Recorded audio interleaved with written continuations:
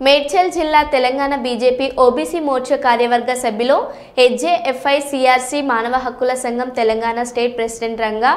శ్రీనివాస గౌడ్ జన్మదిన శుభాకాంక్షలు తెలిపిన హెచ్జేఎఫ్ఐ సిఆర్సి మానవ హక్కుల సంఘం తెలంగాణ చైర్మన్ చెరుకు రమేష్ మరియు టీం సభ్యులు పద్మావతి, సుజాత, ఎల్లాగౌడ్, నరేందర్ తదితరులు పాల్గొన్నారు.